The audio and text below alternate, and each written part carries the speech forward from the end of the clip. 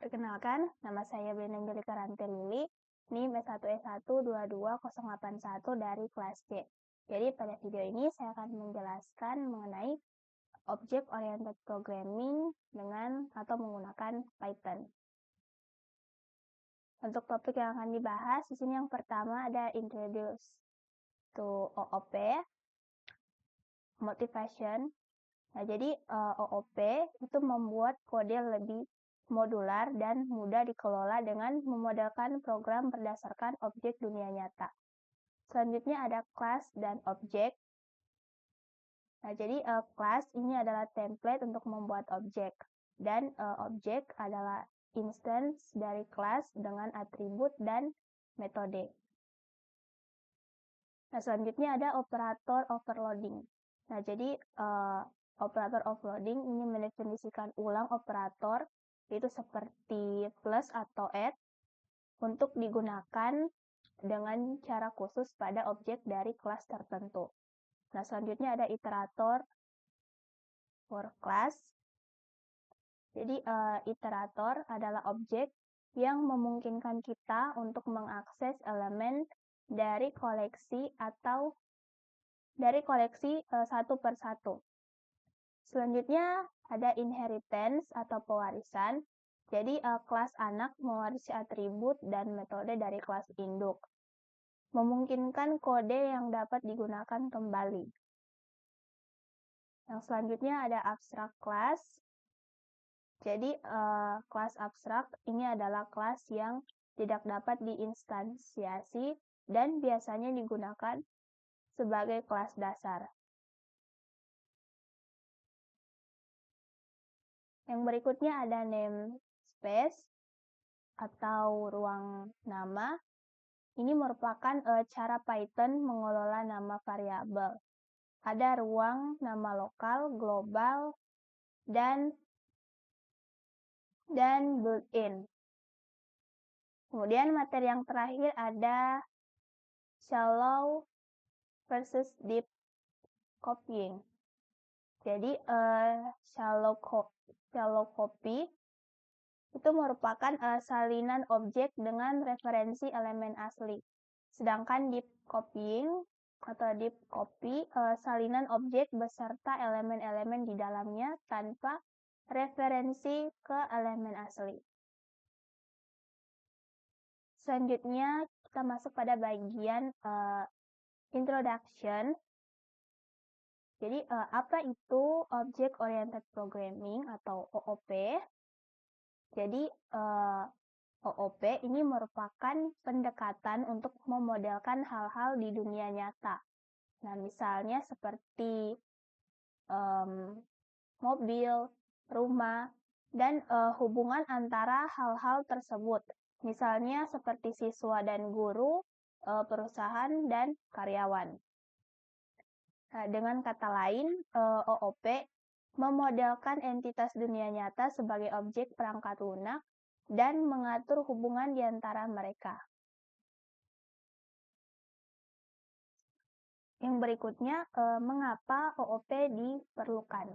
Jadi, OOP bertujuan untuk memberikan kualitas pada program perangkat lunak. Nah, di sini yang pertama itu ada ketahanan terhadap kegagalan, yaitu meningkatkan keandalan perangkat lunak. Nah, selanjutnya ada kemampuan beradaptasi. Jadi, kode besar dapat dengan mudah diadaptasi untuk mengakomodasi perubahan baru. Nah, yang selanjutnya untuk penggunaan kembali. Jadi, basis kode yang sama dapat digunakan kembali di beberapa aplikasi dengan sedikit usaha. Nah, yang selanjutnya, bagaimana OOP mencapai tujuan? Yang pertama di sini ada encapsulation. Jadi, dengan mengikat data dan metode bersama serta membatasi aksesnya dari luar.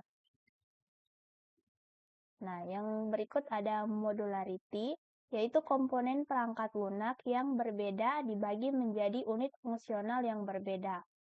Nah, yang ketiga di sini ada abstraction, yaitu menyediakan antarmuka yang sederhana dan intuitif sambil menyembunyikan detail implementasi. Membuatnya lebih mudah dipahami dan digunakan oleh orang lain. Nah, misalnya itu seperti kelas abstrak atau abstrak kelas. Nah, yang berikutnya software development atau pengembangan perangkat lunak. Di sini ada 3. Yang pertama ada desain. Nah, jadi desain ini itu merancang arsitektur dan struktur perangkat lunak. Dan yang kedua ada implementasi. Jadi implementasi yaitu menulis kode berdasarkan desain yang sudah dibuat sebelumnya. Kemudian ada testing dan debugging atau pengujian. Nah, yang pertama ini ada top down, yaitu menggunakan stubing.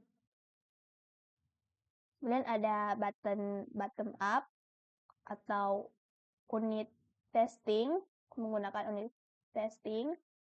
Kemudian ada debugger, yaitu menggunakan breakpoint dan print statement. Nah, selanjutnya dalam Python ada kode yang seperti ini. Nah, jadi kode ini itu biasanya digunakan untuk memastikan bahwa bahwa bagian tertentu dari kode hanya dieksekusi ketika script dijalankan langsung, bukan ketika diimport sebagai modul.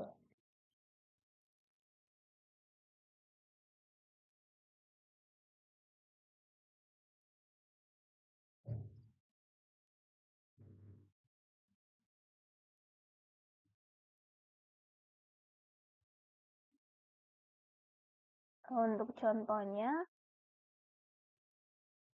misalnya seperti ini.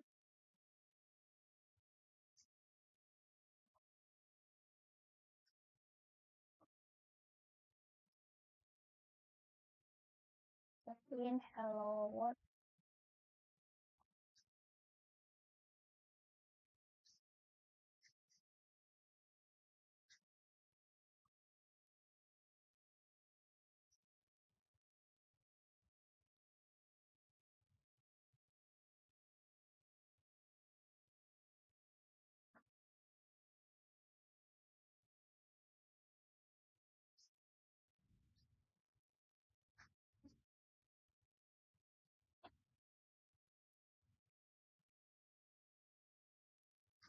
Nah, jadi kode ini itu dilindungi dalam konstruktor kondisional dari bentuk di atas yang akan dieksekusi ketika Python dipanggil langsung pada modul tersebut. Nah, tetapi tidak ketika modul diimport untuk digunakan dalam proyek perangkat lunak yang lebih besar.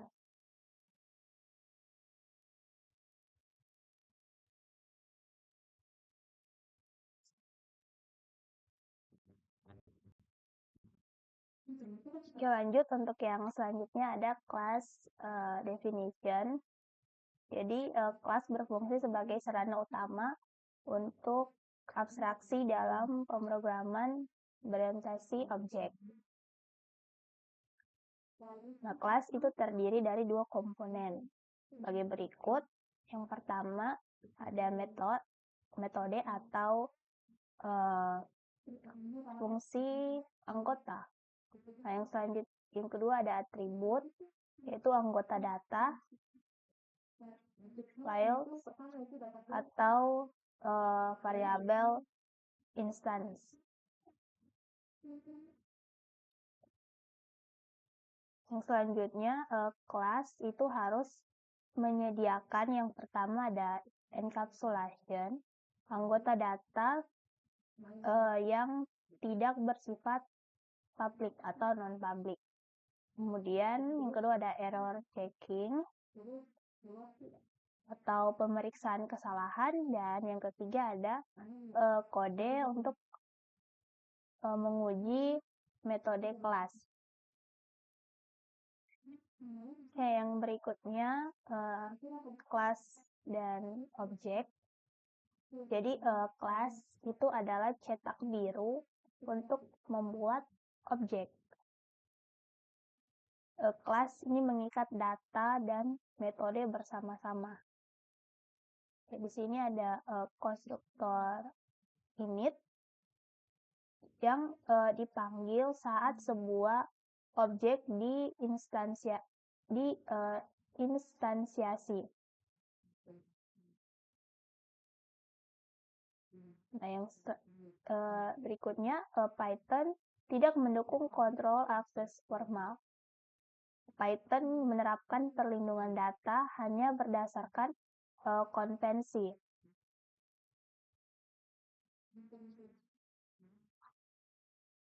Nah, di sini yang pertama itu nama anggota yang dilindungi itu diawali dengan satu garis bawah.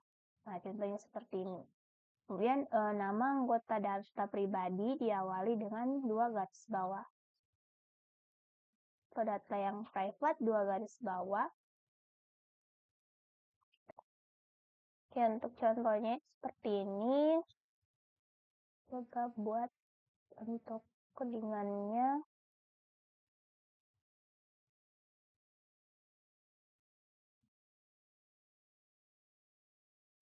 Saya di sini kelas person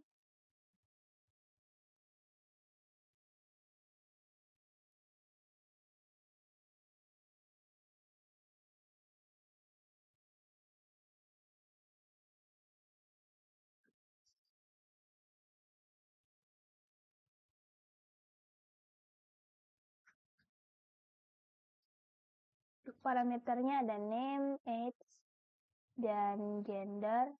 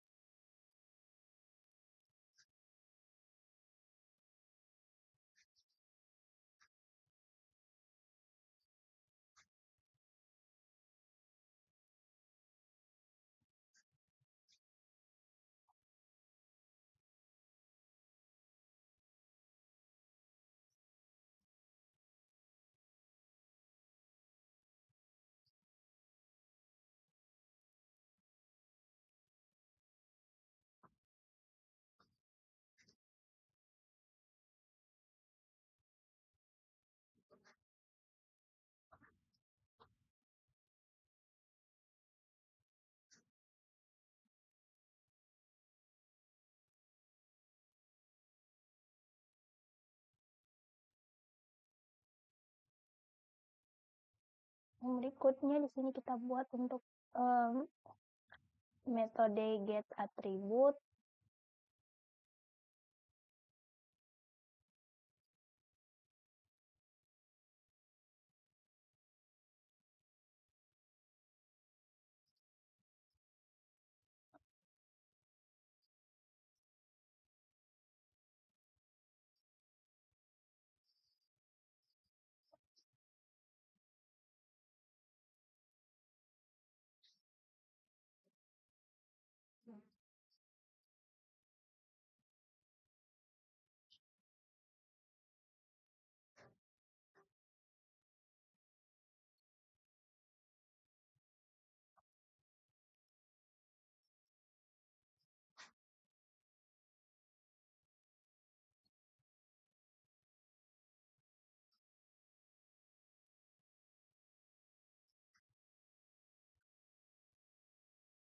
Yang berikutnya metode set attribute.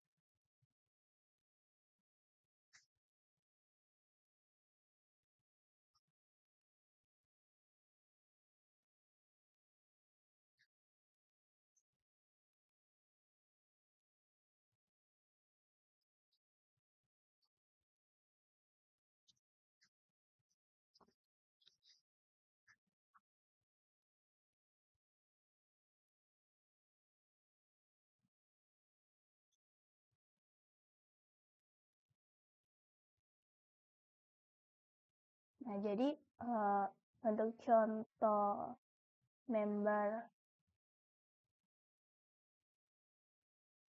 yang dilindungi atau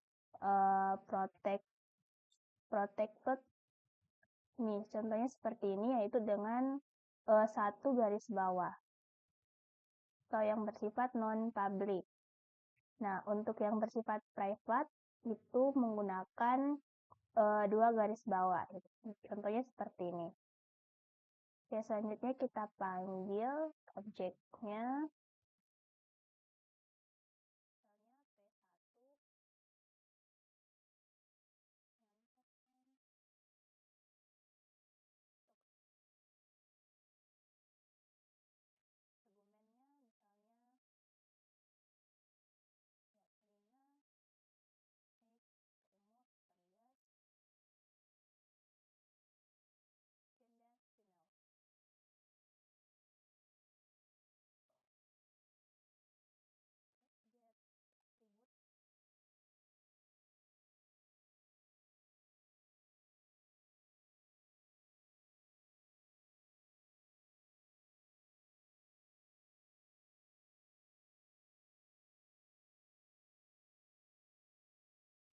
Oke, nah seperti ini hasil printnya.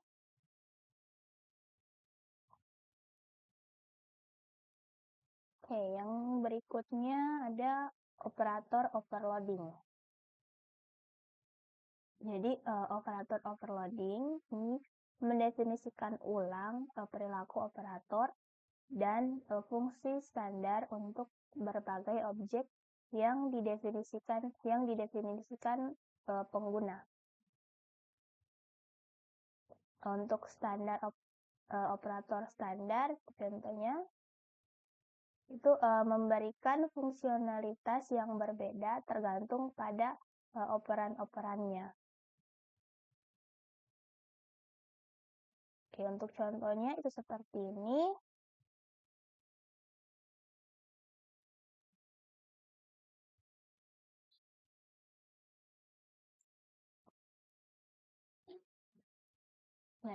Nah, contoh untuk operator overloading.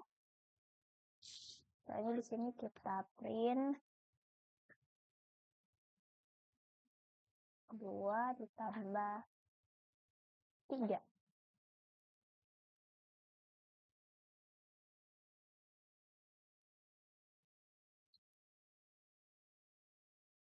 Nah, contoh lainnya misalnya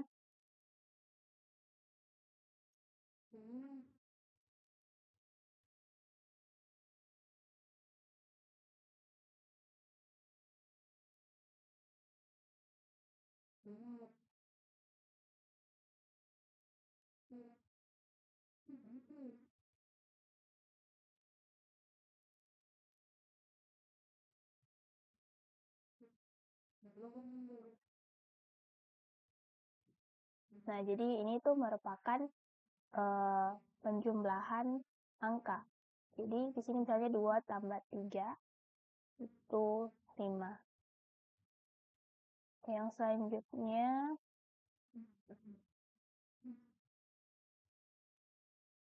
ya, contoh berikutnya misalnya variabel A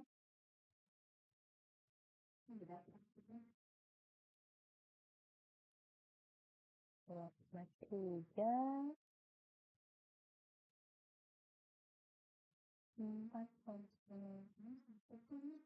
untuk variabel B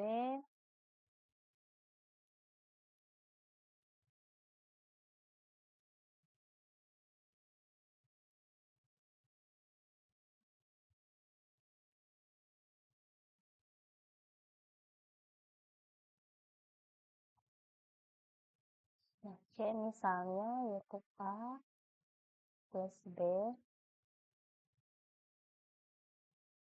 Ini kita print C.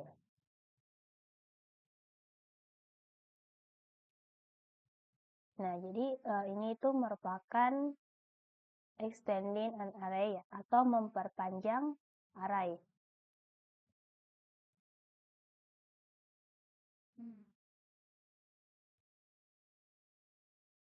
Nah, contoh yang berikutnya itu misalnya bentuknya string, print, ya Brina,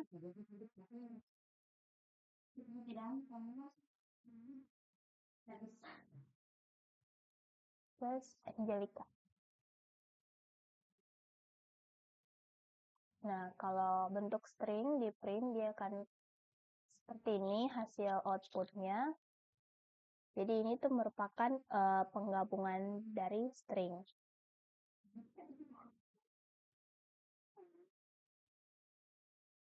Oke, yang selanjutnya untuk itu operator overloading untuk specially named method. Ya, untuk poin yang pertama yaitu operator overloading adalah cara di mana perilaku operator standar dan fungsi bawaan dalam Python dapat didefinisikan ulang untuk kelas baru dengan menggunakan metode yang dinamai khusus, specially named method. Oke, contohnya itu seperti operator add. Jadi operator ini dapat diubah perilakunya dengan mengimplementasikan metode yang bernama add.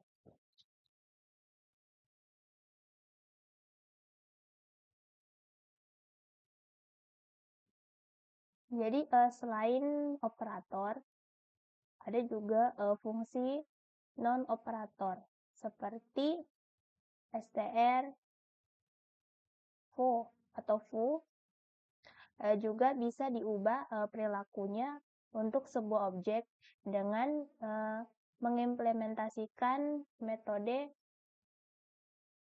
foo.str. Nah, untuk sebagai contoh lainnya, kelas atau kelas yang didefinisikan pengguna sebagai contoh lain, kelas yang didefinisikan pengguna foo bisa diperlakukan sebagai variabel boolean dengan mengimplementasikan metode foo_bool ya seperti ini. Jika metode khusus tertentu tidak diimplementasikan dalam kelas yang didefinisikan pengguna, sintaks standar yang bergantung pada metode itu akan menimbulkan pengecualian. Nah, sebagai contohnya itu seperti ini. Yaitu misalnya A plus B akan menimbulkan kesalahan jika add tidak didefinisikan. Untuk contoh common sintaksnya, nah misalnya untuk yang bagian pertama yaitu A plus B, untuk specially method formnya seperti ini. Nah, artinya jika kita ingin mendefinisikan perilaku penjumlahan untuk objek dari kelas, kita harus mendefinisikan metode add. Untuk contohnya,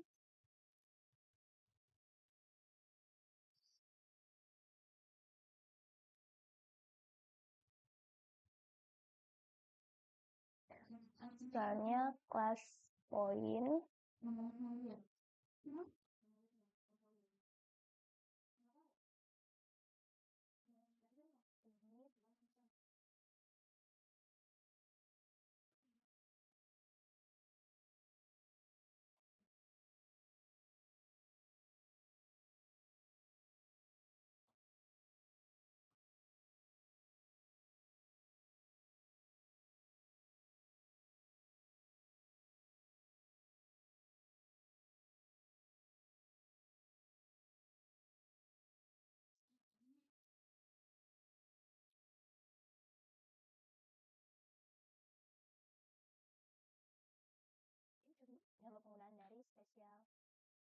vektor.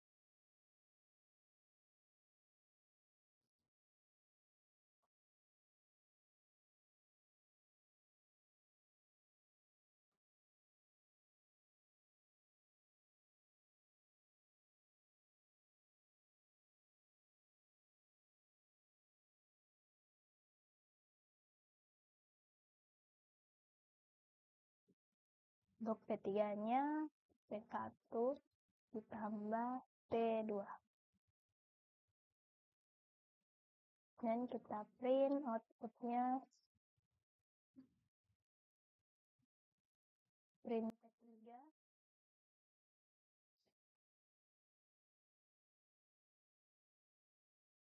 Nah, ternyata ada yang kurang lengkap codingannya.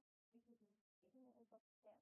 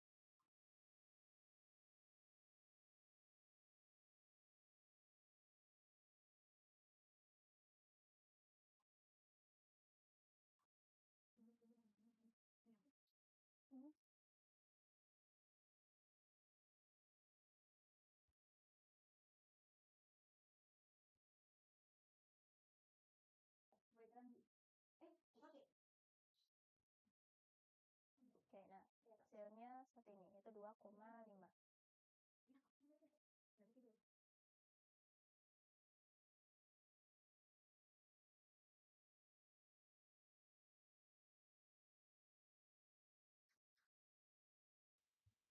Yang selanjutnya yaitu contoh untuk operator overloading for a vector class, atau untuk kelas vektor.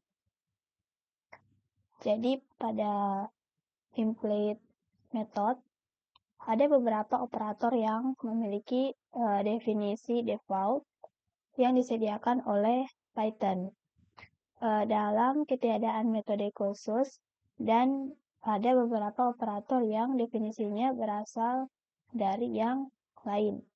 Nah, misalnya seperti metode Boolean yang mendukung sintaks if so memiliki semantik default sehingga setiap objek selain none itu dievaluasi sebagai true. Nah, namun jika metode len didefinisikan, maka bool atau foo diinterpretasikan secara default sebagai true untuk instance dengan panjang yang tidak nol. Oke, untuk contohnya ini bisa dilihat.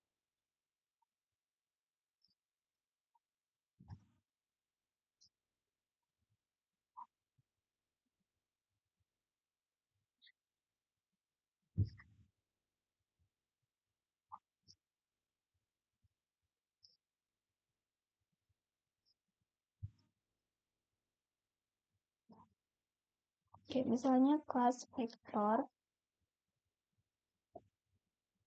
Jadi yang pertama, representasikan vektor dalam ruang multidimensi.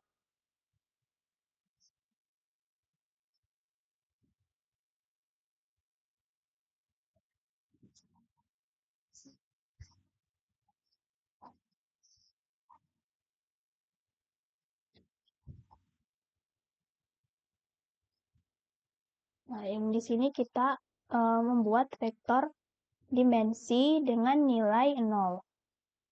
Terus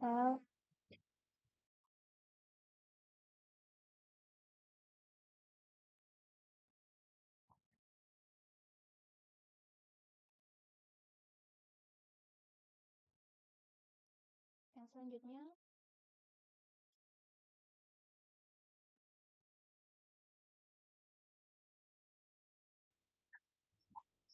nah pada bagian ini kita mengembalikan dimensi vektor. Return.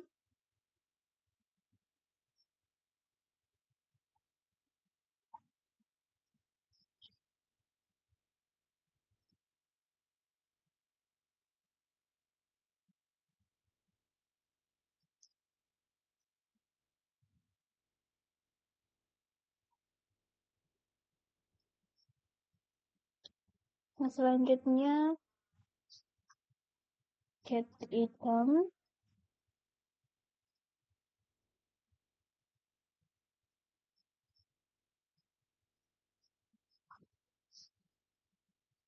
Nah, jadi pada bagian ini kita mengembalikan koordinat ke J dari vektor. Return.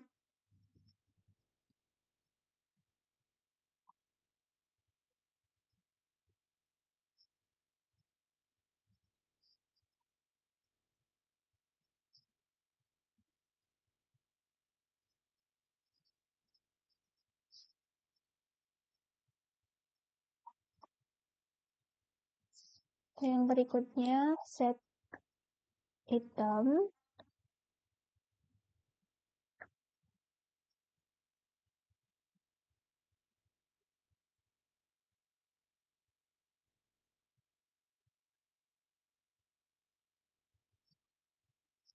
Nah, pada bagian ini kita mengatur koordinat ke J dari vektor dengan nilai yang diberikan.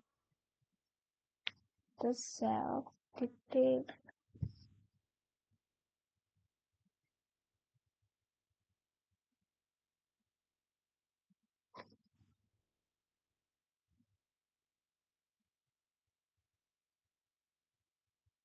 Selanjutnya def add.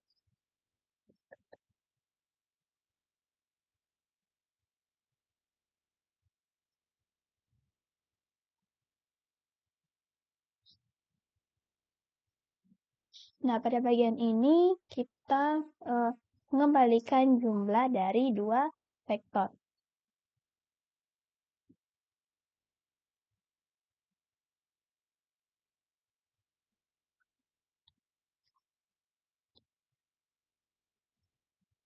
Tidak sama dengan other.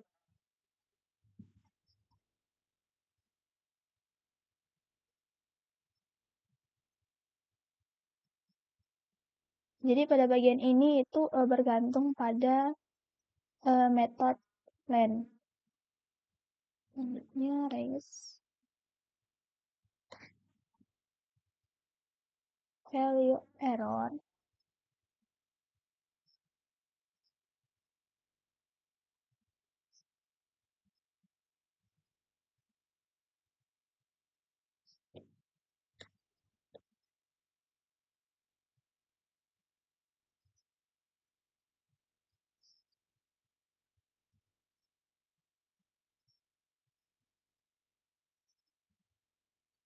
Nah, selanjutnya result.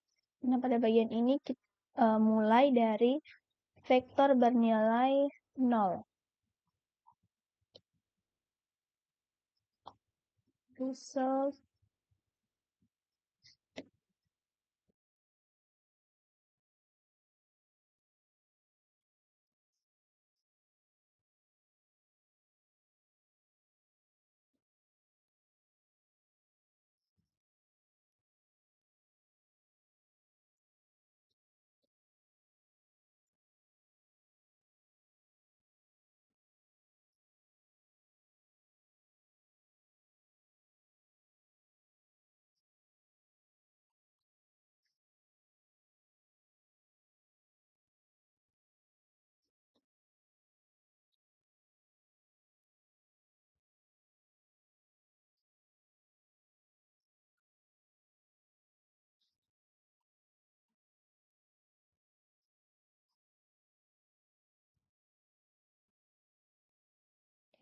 selanjutnya depth.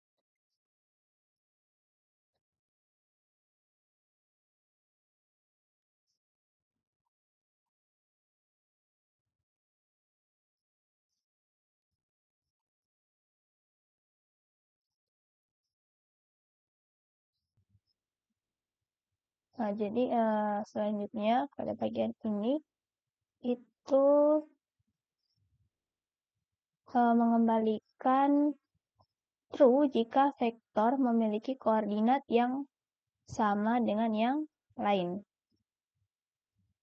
Jadi return self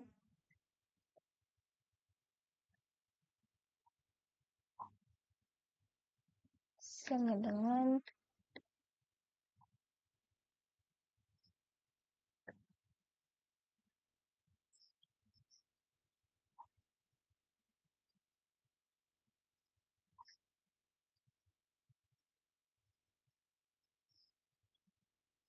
berikutnya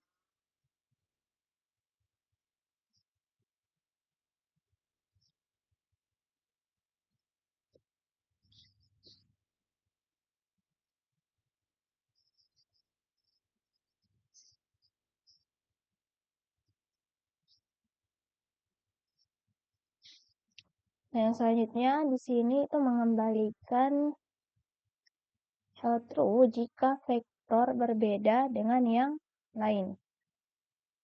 Dari return not self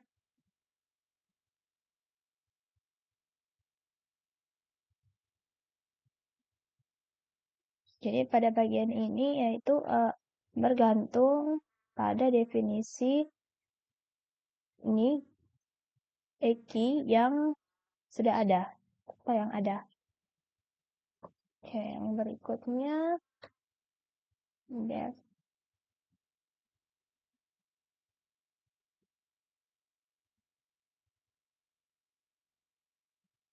Nah, pada bagian ini yaitu menghasilkan representasi string dari vektor. Ini vektor.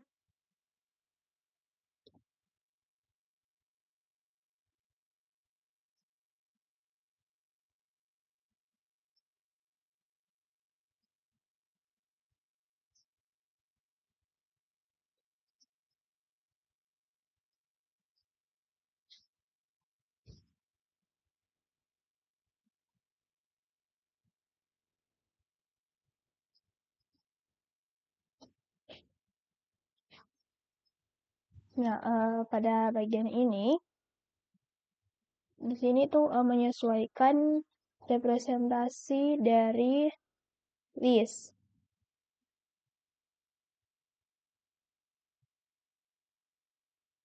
Misalnya selanjutnya di sini kita masukkan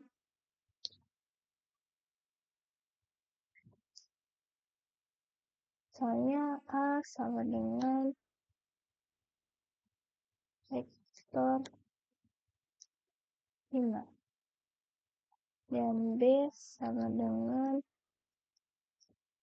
vektor 5.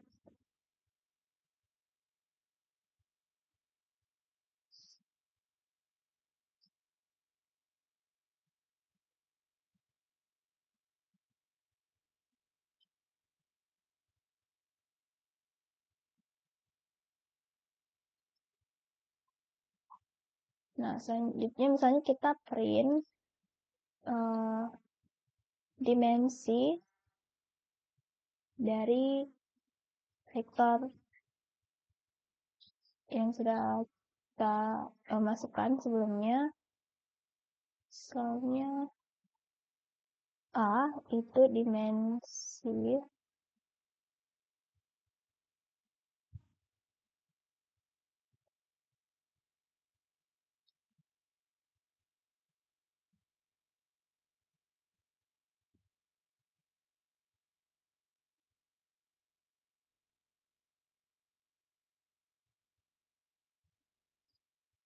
Nah, di sini bisa dilihat bahwa A itu dimensinya 5 dan B itu dimensinya juga 5.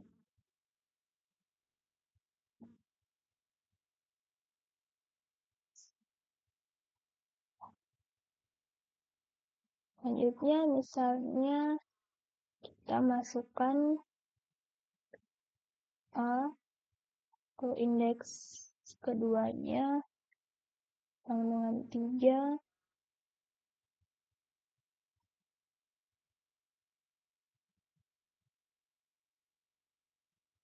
Tiga pasangan 2. Nah, misalnya C itu sama dengan A plus B. Jadi ini itu merupakan operator add yang overload. Misalnya print C.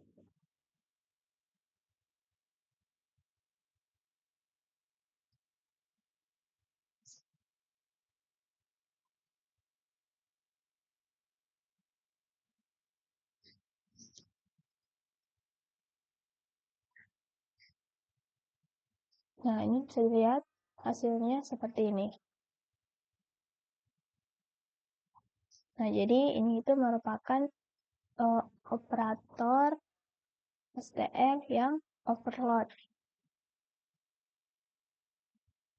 Kita lanjut. Untuk materi selanjutnya ada iterator for a class. Jadi iterator untuk sebuah kelas itu memberikan satu perilaku kunci. Jadi mendukung metode khusus bernama next yang mengembalikan elemen berikut dari koleksi jika ada atau menimbulkan pengecualian stop iteration untuk menunjukkan bahwa tidak ada elemen lebih lanjut. Jadi ada dua cara untuk mengimplementasikan sebuah iterator. Jadi di sini yang pertama itu dengan menggunakan sintaksis generator. Itu ada next dan iter. Yang selanjutnya itu dengan yang kedua ada dengan menentukan metode len dan get item untuk kelas yang ditentukan pengguna. Nah, jadi di samping ini ada contoh dari membuat iterator kelas dengan menggunakan sintaksis generator. Jadi menggunakan yang ini, next dan iter.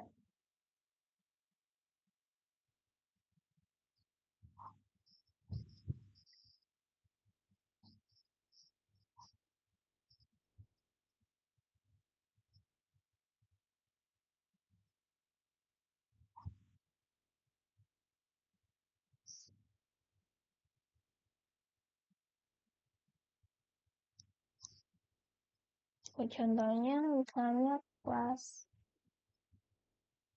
sequence iterator.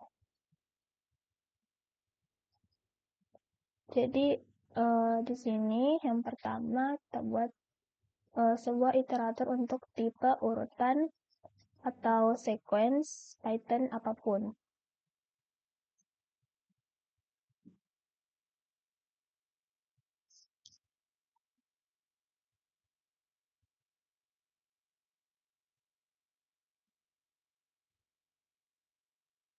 Nah, di sini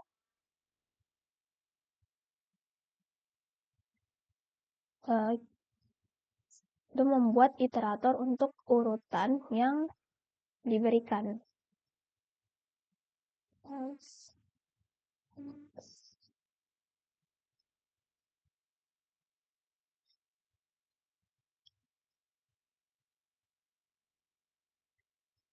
Nah, bagian ini itu untuk menyimpan referensi ke data dasar. Selanjutnya sel.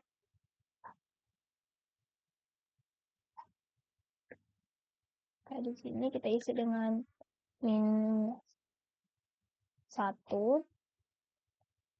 Jadi akan meningkatkan ke 0 pada panggilan pertama ke next fungsinya.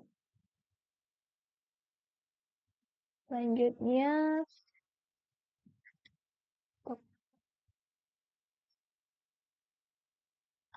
kemudian next yang pertama.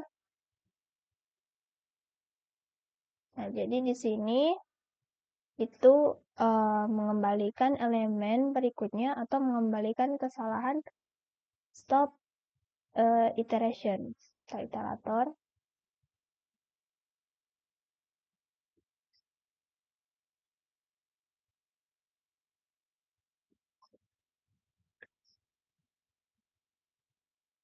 Nah, jadi bagian ini untuk melanjutkan ke indeks yang berikutnya. Ya,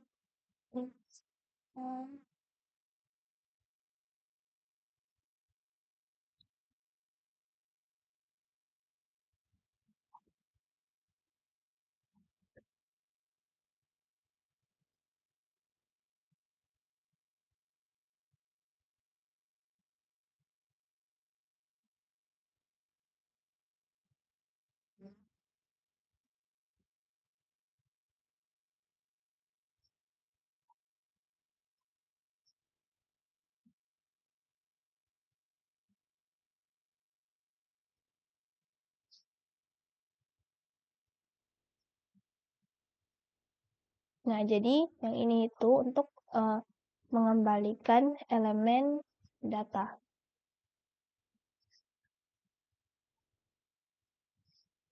Oke, selanjutnya else.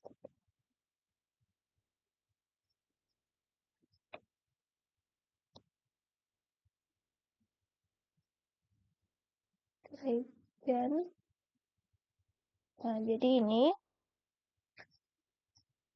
jika tidak ada lagi elemen. Ya, untuk yang keduanya def it her.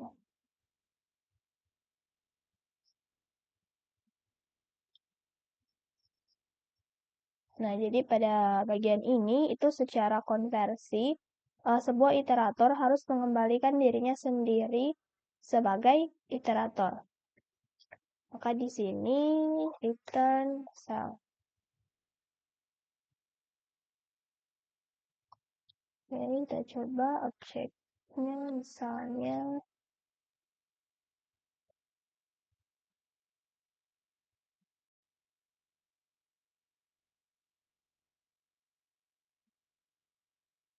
untuk objeknya misalnya seperti ini, kemudian kita lakukan for kenapa hasilnya seperti ini, sama seperti yang di contoh slide-nya.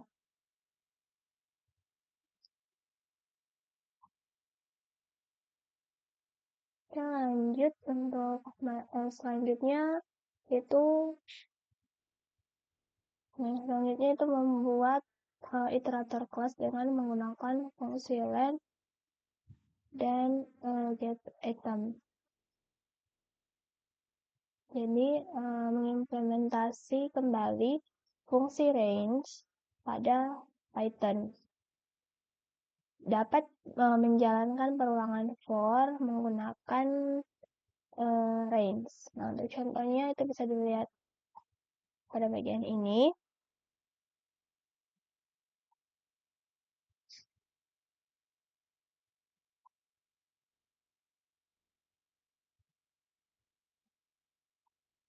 Kayak misalnya di sini untuk kelasnya the range. Nah, ini yang pertama itu sebuah kelas yang meniru kelas bawaan range. That's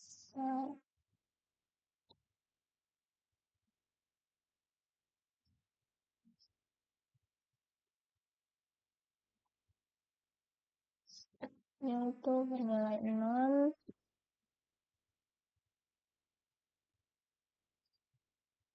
step itu sama dengan 1.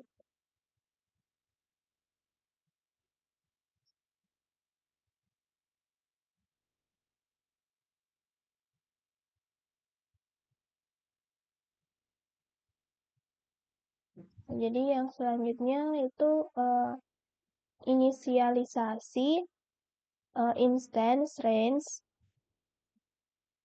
kemudian semantiknya mirip dengan class range bawaan. Jadi kita inisialisasi dulu if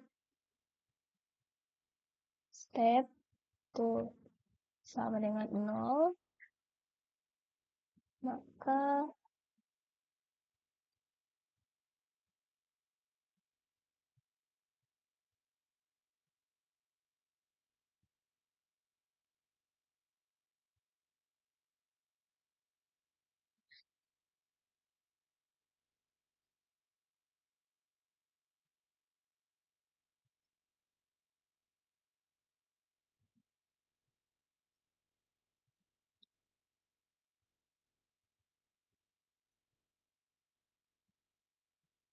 cannot be not. Jadi maka di sini kalau misalnya stepnya itu sama dengan 0, maka step itu tidak boleh 0. Ini if stop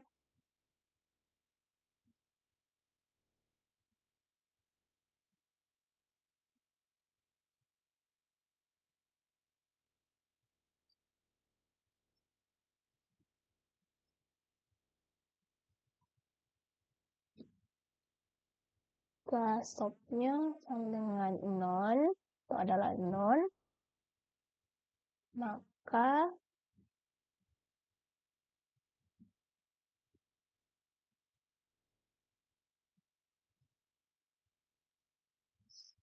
stop sama dengan 0.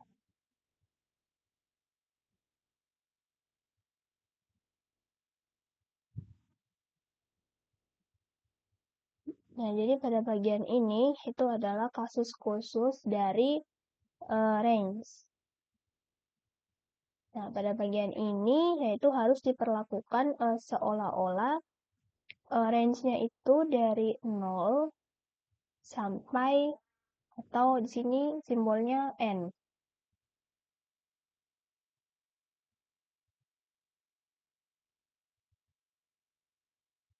Nah, kemudian kita hitung panjang efektif satu kali saja atau sekali saja.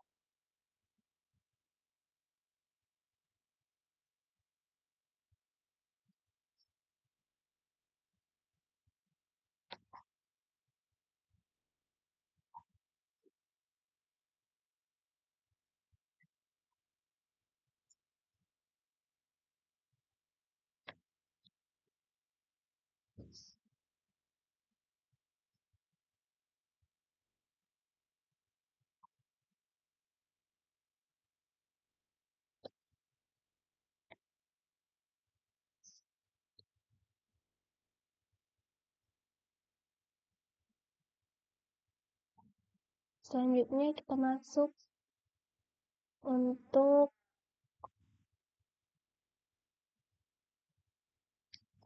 fungsi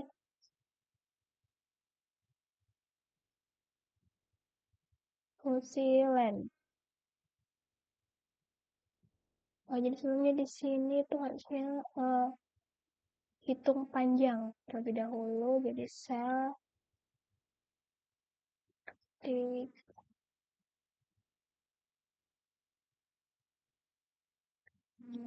max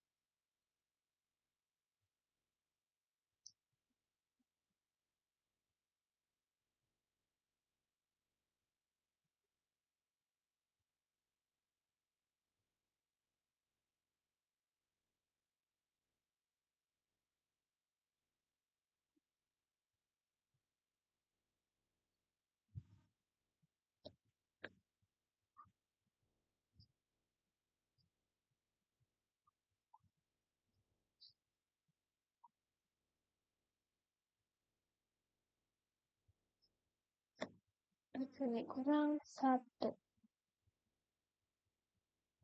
Selanjutnya dibagi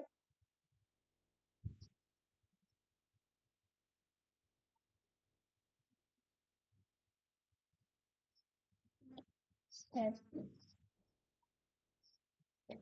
Nah, jadi pada bagian ini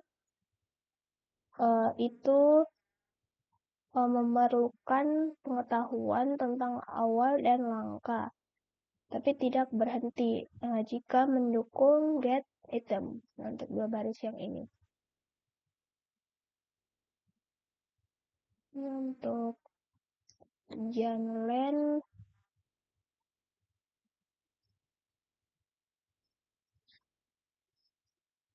jadi pada bagian ini mengembalikan jumlah entry dalam range. Yang sebelumnya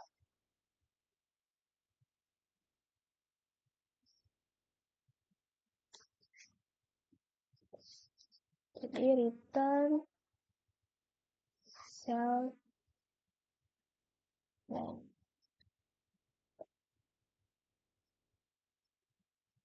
Dan yang selanjutnya untuk bagian get item,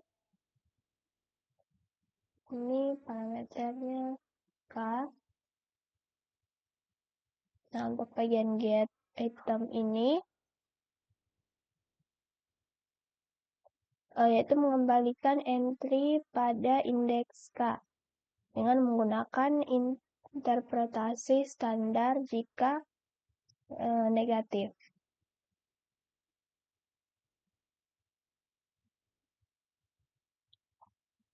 Jika negatif berarti lebih kecil dari 0.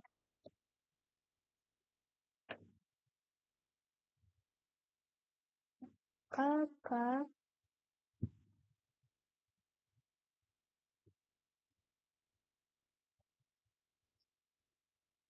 Nah, jadi pada bagian ini yaitu mencoba mengkonversi indeks negatif.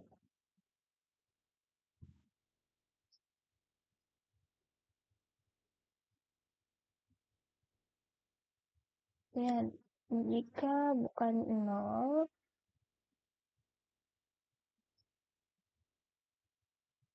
dan lebih kecil sama dengan k,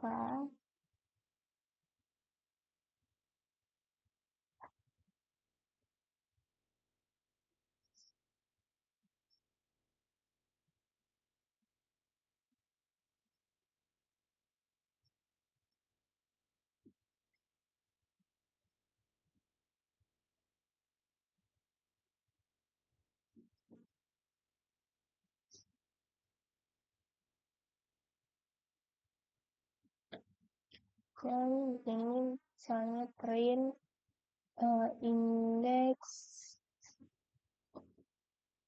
out of range, indeks di luar dari range. Nah, kemudian terakhir dari turn cell start plus value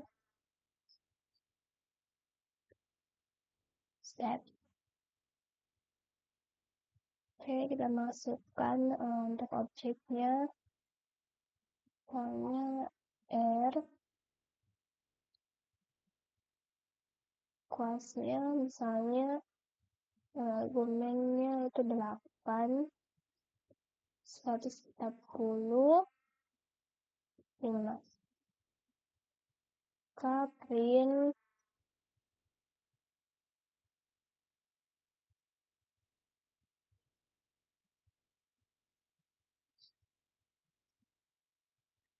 yang R ini sama dengan dan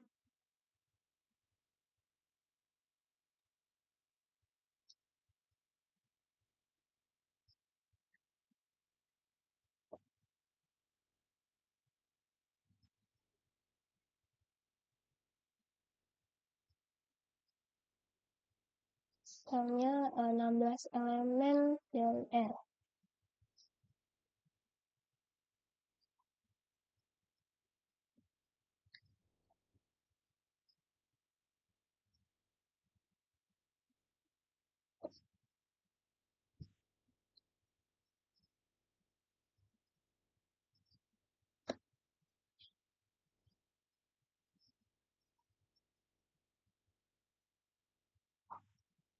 Di sini R-nya itu sampai indeks 15.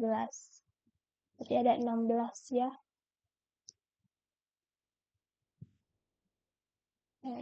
Lanjut untuk kita ambil satu saja contohnya.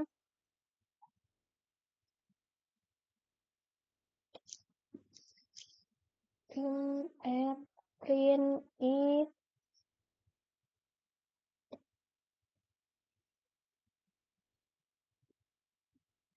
dan jadi isinya so kemudian bagian sini print, coba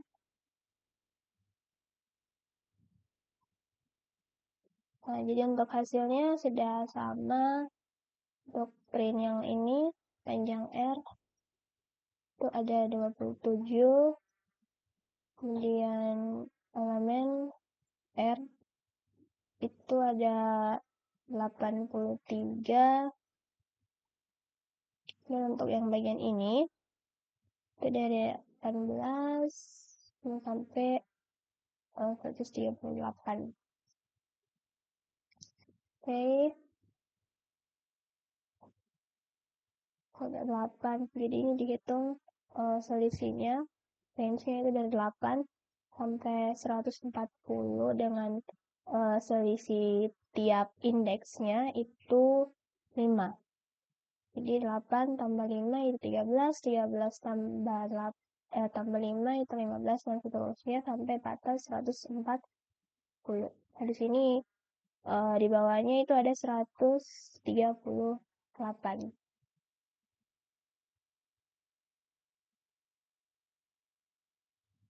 Oke, baik. Materi selanjutnya itu inheritance. Untuk poin yang pertama di sini cara alami untuk mengorganisir berbagai komponen struktural dari paket perangkat lunak adalah dengan hierarki. Nah, kemudian yang kedua, fungsi abstrak yang mirip dikelompokkan bersama dalam tingkat demi tingkat atau level by level. Selanjutnya, abstraksi bergerak dari spesifik ke lebih umum saat kita naik ke hierarki.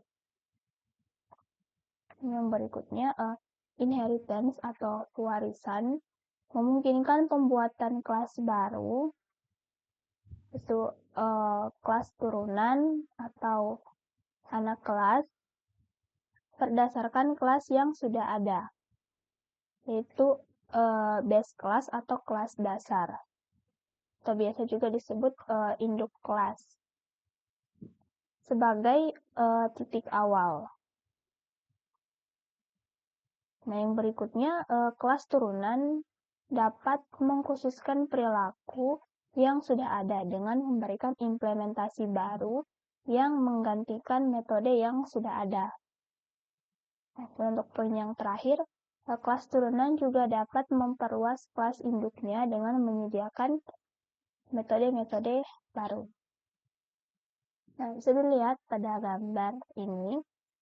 Nah, di mana gambar ini itu merupakan konsep hierarki kelas atau kelas hierarki dalam pemrograman berorientasi objek.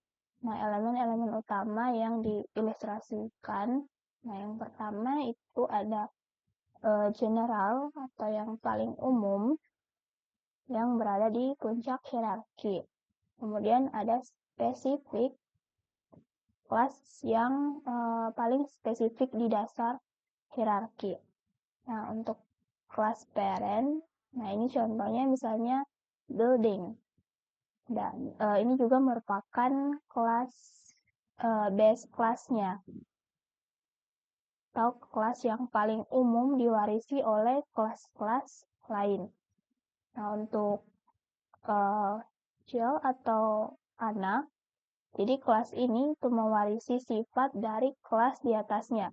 Nah, contohnya di sini itu ada apartemen. Jadi selain sebagai anak kelas, dia juga merupakan parent. Nah, di mana untuk kelas anaknya itu ada low rise apartemen dan high rise apartemen.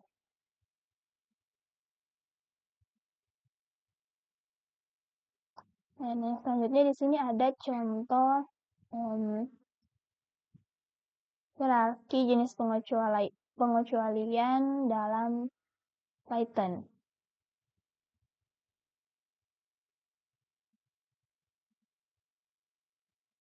Jadi hierarki ini diatur dari kelas pengecualian yang paling umum, yaitu base exception,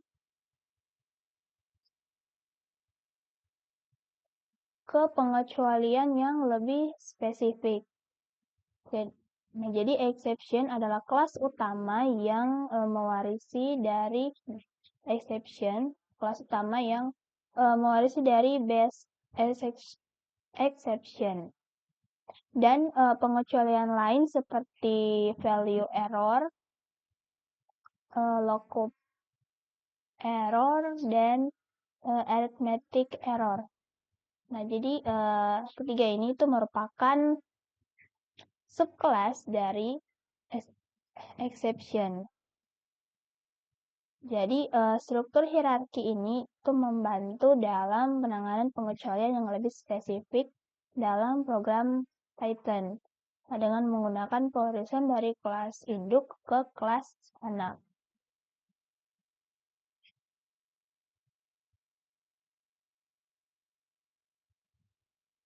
Nah, contohnya di sini tuh ada credit card class atau kelas credit card. Nah, di mana fungsinya ini tuh membuat akun baru untuk customer dan memungkinkan untuk mengambil data terkait customer atau pelanggan dan pengeluaran bisa ditagihkan ke kartu. Selanjutnya, itu pengguna bisa melakukan pembayaran untuk menjaga saldo kartu. Dan yang terakhir di sini ada pengeluaran tidak boleh melebihi batas kartu.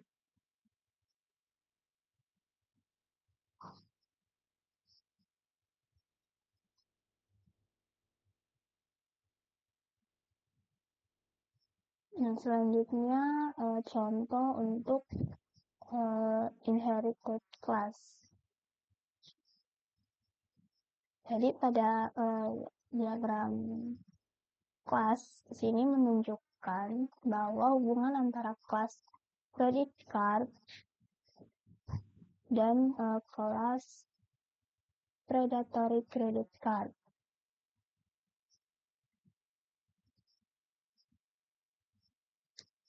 Untuk kelas credit card, di sini atributnya terdiri dari customer, bank account, balance, dan limit. Dan untuk behavior atau metodenya itu ada get customer, get bank, get account, make payment, dan ada get balance, get limit, dan ada charge atau unit price. Dan untuk kelas predatory credit card, untuk atributnya itu ada PR dan behavior atau metodenya itu ada proses, known, dan charts.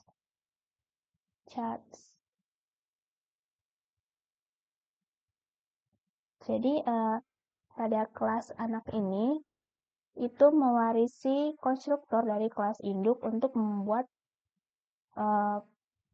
pelanggan atau customer baru.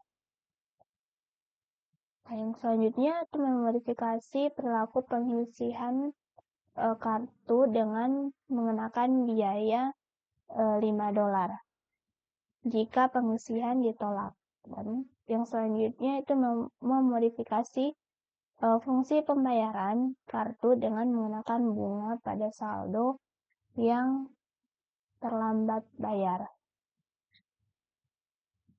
Jadi pada gambar ini itu menunjukkan bagaimana kelas predatory credit card itu mewarisi atribut dan metode dari kelas credit card, serta menambahkan atau memodifikasi perilaku tertentu.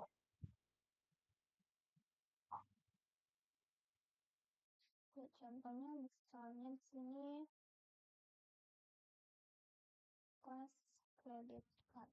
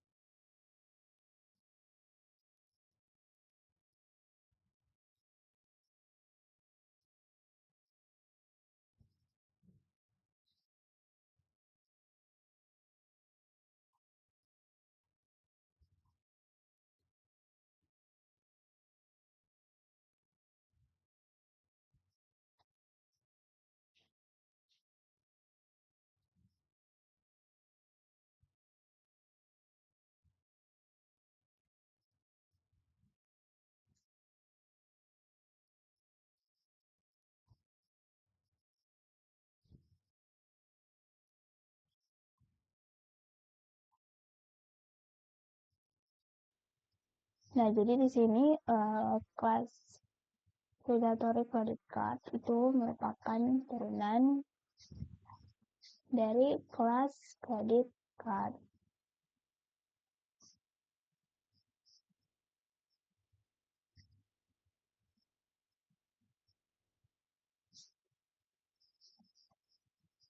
Jadi untuk pewarisan atau menggabungkan interest dan fees. Nah, selanjutnya pada bagian ini itu membuat instansi credit card dengan predatory yang baru. Dan selanjutnya untuk saldo awalnya yaitu 0, dan customer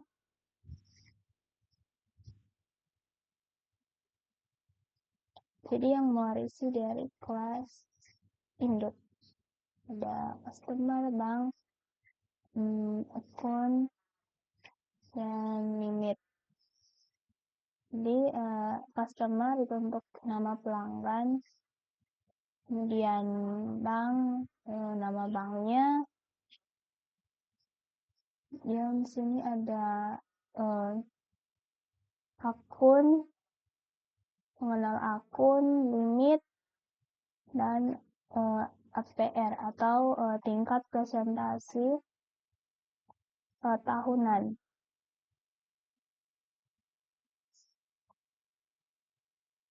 Nah, selanjutnya pada bagian ini itu merupakan perilaku warisan yang dimodifikasi. Karena sebelumnya pada kelas induk juga ada method charts, dan pada kelas anak itu dimodifikasi. Selanjutnya dan ada di sini proses mode, yaitu perilaku baru pada kelas anak. Ini kita coba untuk jalankan. Misalnya di sini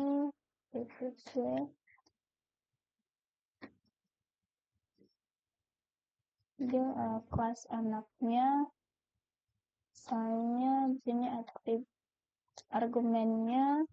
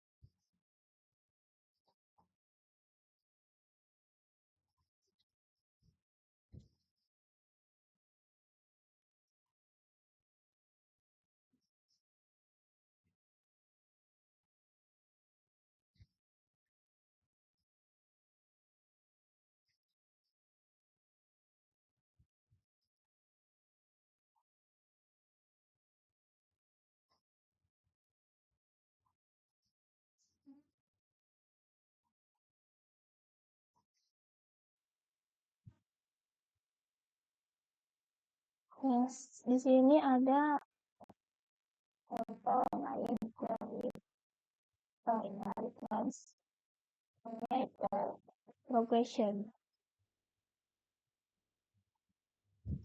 Nah, di sini base class atau kelas dasar itu menghasilkan sebuah urutan umum. Kelas ini menggunakan sintaks generator next atau iter untuk menyediakan kemampuan iterasi. Kemudian 3 kelas turunan baru dibuat untuk memperluas kemampuan kelas dasar.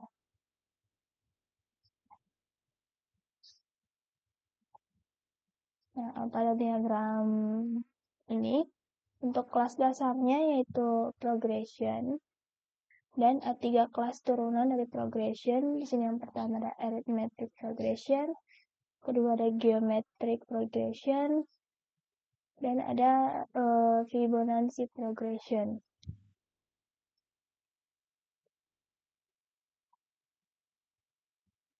Nah, jadi di sini adalah contoh untuk kelas base class-nya itu kelas progression.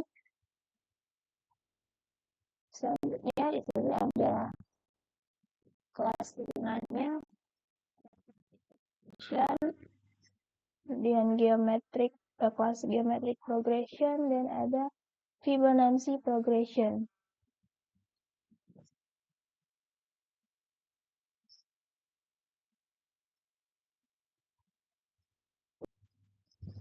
Nah, di sini itu ada jadi setiap kelas anak itu memodifikasi konstruktor kelas dasar yaitu init. Kemudian dia juga memodifikasi metode advance.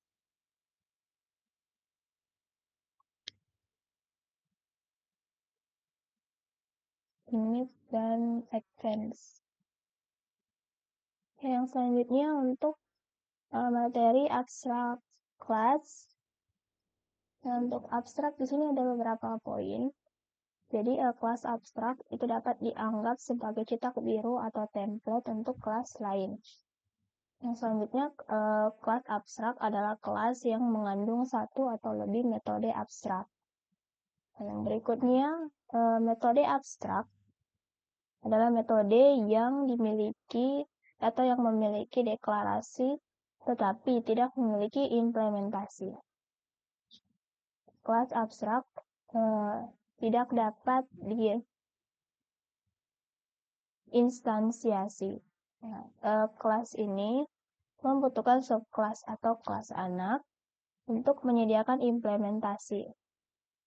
Kelas abstrak itu diperlukan untuk menyediakan abstraction atau antarmuka yang sederhana atau API sambil menyembunyikan implementasi yang mendasarinya.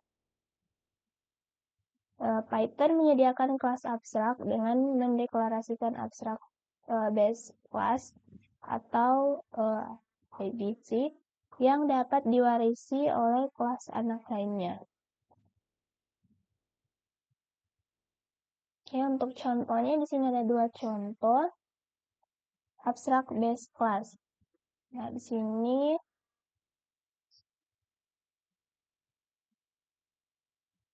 ada kelas animal.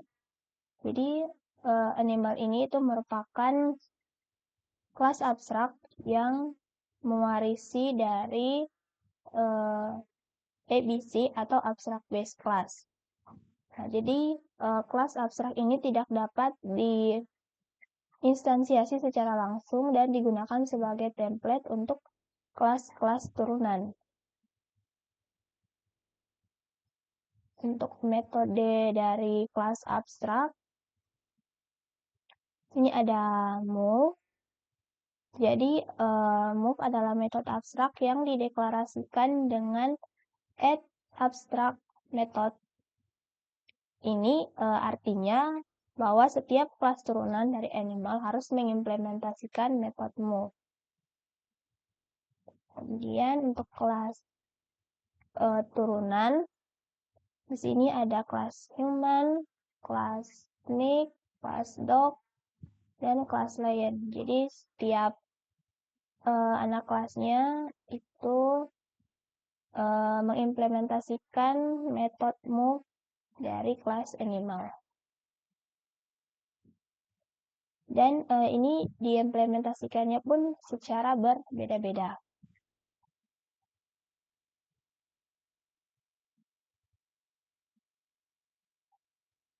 Untuk instansi atau pemanggilan, nah, jadi objek dari kelas human, kelas snake, kelas dog, dan kelas lion itu dibuat dengan metode move, dan masing-masing dipanggil itu menghasilkan output sesuai dengan implementasi dari metode move di masing-masing kelas. Nah, untuk contoh outputnya itu seperti ini. Misalnya, untuk kelas human, sini printnya itu I can walk and run. Kemudian kelas snake ada I can crawl, dan seterusnya. Nah, yang selanjutnya itu ada error pada instansi kelas abstrak.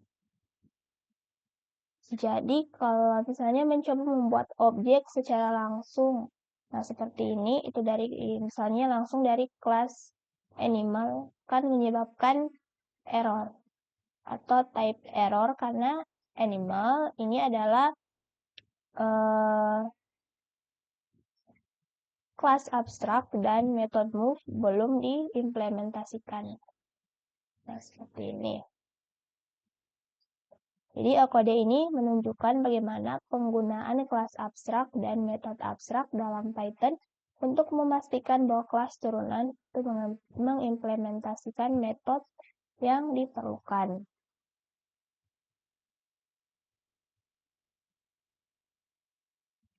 Nah, untuk contoh kedua di sini sama seperti contoh 1.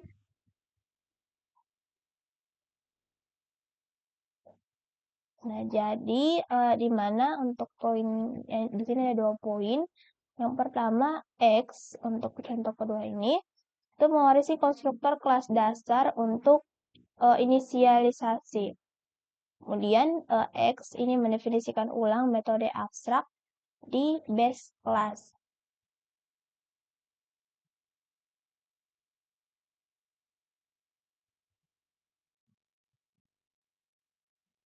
Yang selanjutnya namespace dan object oriented.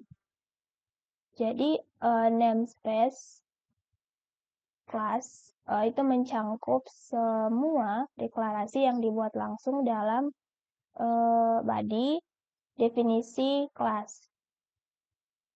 Nah, di sini ada gambar. Nah, jadi gambar ini tuh mengilustrasikan konsep pemrograman berorientasi objek dalam sebuah contoh tentang kartu kredit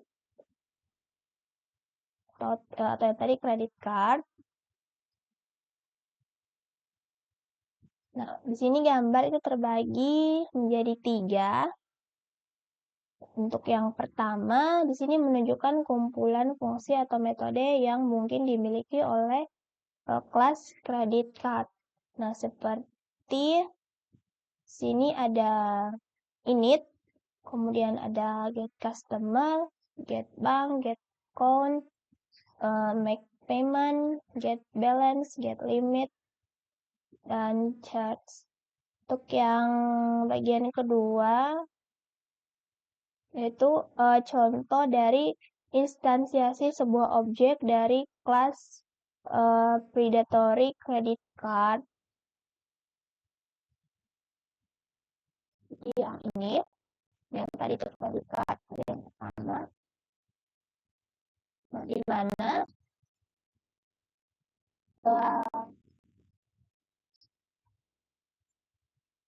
itu dengan di mana kelas predatory credit card ini dengan nilai-nilai atribut seperti nama pelanggan, kemudian ada nama bank, nomor akun, dan ada saldo, batas kredit, dan untuk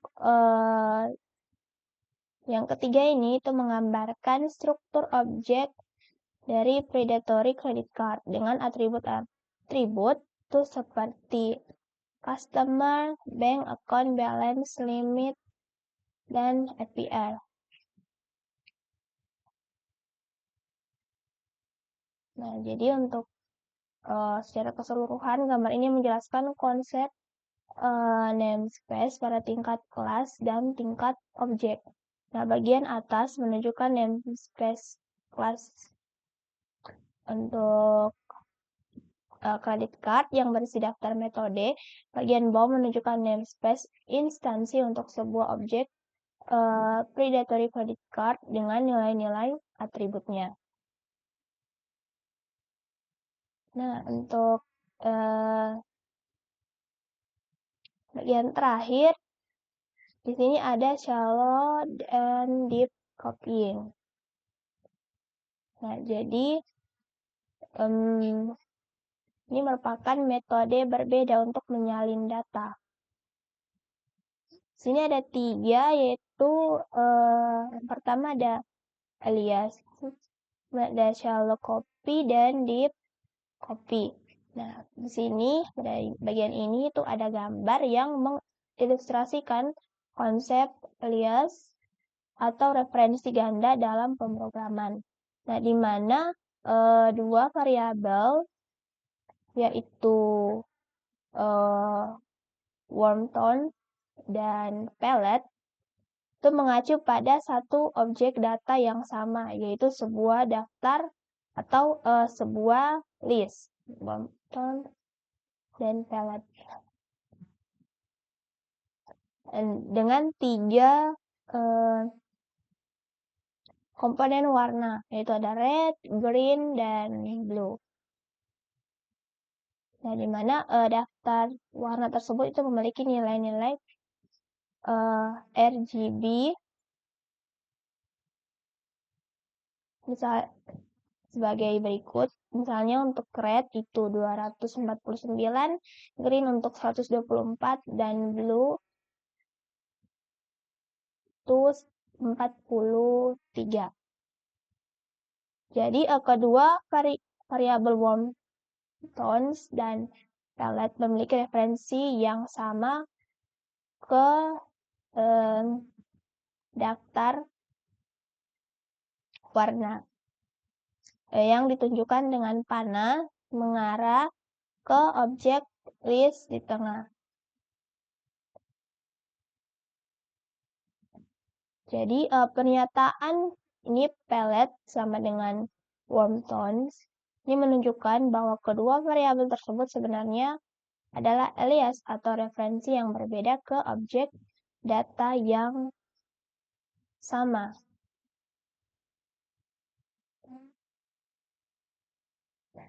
Ya, di sini yang pertama untuk nilai RGB-nya red 249, green 124, blue 43.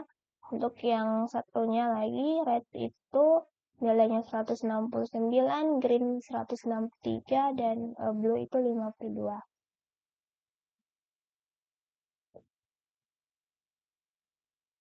Jadi konsekuensinya yaitu jika salah satu variabel yaitu pellet atau worm tone dimodifikasi, perubahan akan terlihat pada variabel lainnya karena keduanya mengacu ke lokasi memori yang sama untuk objek data tersebut. Nah, yang selanjutnya di sini ada gambar yang menjelaskan konsep salinan dangkal atau shallow copy dalam pemrograman, khususnya dalam konteks list yang berisi warna atau objek warna. Nah, pada bagian atas ini terdapat 2 variabel worm tone dan pellet. yang masing-masing itu mengacu pada daftar warna terpisah.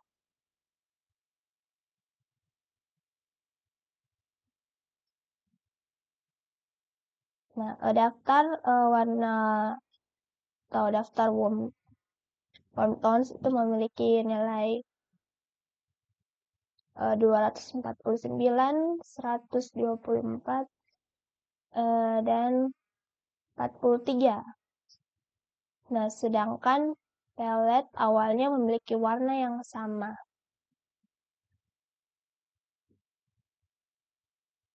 Nah, di sini pernyataan pelet sama dengan list warm tones itu artinya membuat salinan dangkal dari daftar warm tones ke pelet.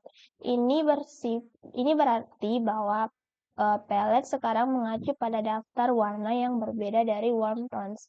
Tetapi elemen-elemen di dalamnya itu masih mengacu pada objek warna yang sama. Untuk implementasi dari salinan dangkal atau shallow copy itu dijelaskan dalam 3 poin berikut. Nah, yang pertama di sini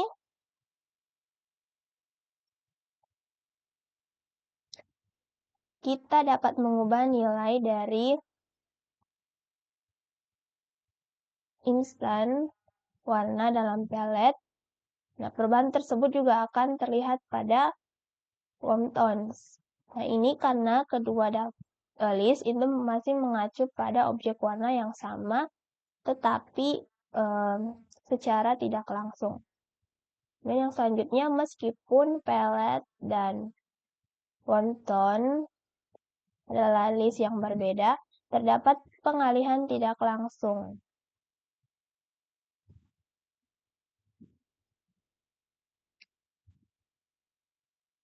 Di mana pelet